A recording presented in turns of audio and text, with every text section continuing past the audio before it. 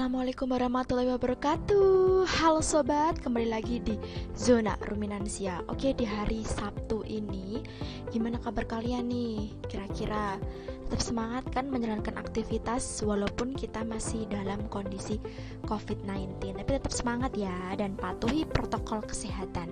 Oke, sebelum aku lanjut jangan lupa untuk selalu subscribe, komen, like, share ke sobat-sobat lainnya dan nyalakan tombol loncengnya ya sobat. Oke, di hari yang Sabtu ini aku mau membahas beberapa materi mengenai tentang disinfektan dan antiseptik buat perkandangan. Walaupun materi ini tidak ada gambarnya atau kurang menarik, aku ucapin mohon maaf banget nih sebesar-besarnya buat para sobatku yang udah setia tontonin materi aku selama ini.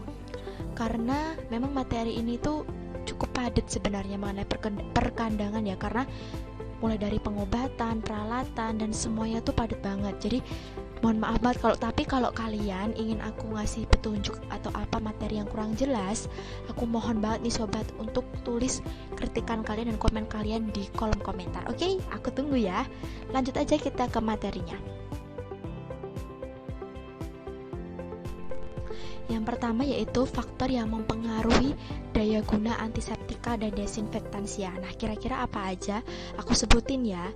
Yang pertama yaitu ada kadar obat. Kedua ada waktu persentuhan antara jasad renik dengan obat. Yang ketiga ada jumlah jasad renik. Yang keempat, tempat jasad renik berkembang. Yang kelima, adanya tempat berkembang biak jasad renik yaitu protein atau reruntuhan jaringan akan menghambat kerja obat. Dan yang terakhir adalah makin tinggi suhu ruangan sampai pada batas tertentu sifat antibakterial semakin meningkat. Kalau kalian ngedenger suara aku kurang jelas, kalian yang penting kalian baca ya sobatku. Kalau kalian ada yang kurang jelas atau kurang tahu atau mungkin minta aku jelasin satu persatu, tulis aja di kolom komentar ya. Aku tunggu. Nanti kalau kalian ada pertanyaan, insya Allah di next episode pasti aku akan jelaskan. Oke? Next, kegunaan antiseptika dan desinfektansia. Di dalam praktek kedokteran nih sobat maupun kesehatan hewan, antiseptika harus digunakan dalam persiapan sebelum operasi untuk membersihkan luka maupun untuk mencuci hamaan tangan sebelum dan sesudah menjalankan operasi. Dan pada waktu melakukan bedah bangkai, antiseptika dan desinfektansia ini juga sering digunakan sebagai obat untuk melawan infeksi yang diberikan secara lokal. Juga berguna untuk mencegah perluasan proses infeksi. Nah, dalam usaha peternakan, desinfektansia ini juga sangat penting digunakan untuk mencegah ataupun mengendalikan penyakit infeksi. Desinfeksi terhadap kandang, bangunan, dan alat-alat peternakan nih bagus banget karena dapat mencegah timbulnya penyakit menular. Juga di dalam pencegahan penyakit menular pada waktu bedah bangkai dan proses penguburan bangkai yang diduga mati karena menderita penyakit menular. Nah, desinfektansia ini banyak digunakan. Nah, makanya kalau kalian punya peternakan, usahakan kalian harus menyiapkan obat antiseptika dan desinfektansia bagi ternak kalian ya. Nih, kalian kalau memperhatikan dari tulisan aku ini ada namanya pencegahan penyakit menular. Sebenarnya penyakit menular pada ternak itu banyak banget. Nah, di lain waktu aku akan menjelaskan beberapa penyakit yang dapat menular pada peternak maupun menu peternak. Apa itu sobat pada ternak? Nah, itu sebenarnya ada dua, penyakit menular dan penyakit tidak menular. Nah, lain aja lah, nanti aku akan kasih tahu. Oke, next. Macam-macam antiseptika dan desinfektansia. Yang pertama nih sobat, secara fisis. Yang pertama yaitu secara fisis, pensuci hamaan dapat dilakukan dengan sumber panas atau sinar.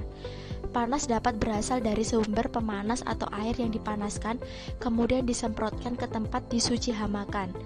Jenis sinar yang dapat dipakai dalam sterilisasi adalah sinar ultraviolet dan sinar gamma. Yang B adalah secara kimiawi. Yang pertama ada gamping, surfaktan, alkohol, halogen, fenol, dan oksidan. Sebenarnya banyak banget, secara kimianya tuh banyak banget. Kalau kalian minta aku sebutin satu persatu, boleh, tapi lain waktu ya. Dan juga kasih penjelasannya juga lain waktu aja di next episode. Oke? Next, yaitu pedoman umum untuk desinfeksi. yaitu ada beberapa faktor yang perlu diperhatikan dalam kegiatan desinfeksi. Di antaranya yang pertama, waktu kontak jasad renik dengan desinfektansia. Tidak sembarangan desinfektan dapat membunuh jasad renik seketika. Untuk itu, waktu kontak yang cukup atau lamanya bervariasi diperlukan untuk persentuhan dengan jasad renik. Yang B, desinfektansia. Desinfektan dalam bentuk larutan biasanya lebih efektif daripada yang berbentuk emulsi, serbuk, aerosol, atau gas. Sampai tingkatan tertentu, desinfektan yang dipanaskan lebih efektif daripada yang dingin dan mampu menembus kotoran maupun sisa-sisa jaringan organik. Tempat yang relatif bersih lagi mudah disinfeksi daripada tempat yang penuh sampah dan kotoran ternak. Untuk itu, sebelum melakukan desinfeksi nih, kotoran harus dibersihkan terlebih dahulu dan dibakar atau dikubur. Adanya sinar ultraviolet sangat membantu untuk mematikan jasad renik. Karena sinar tersebut mampu membunuh kuman, perlu diusahakan agar sinar matahari pagi dapat masuk ke dalam ruangan kandang. Terus yang terakhir, ada panas yang berasal dari sumber panas atau air yang dipanaskan juga efektif untuk desinfeksi. Cairan atau air panas lebih efektif daripada udara panas.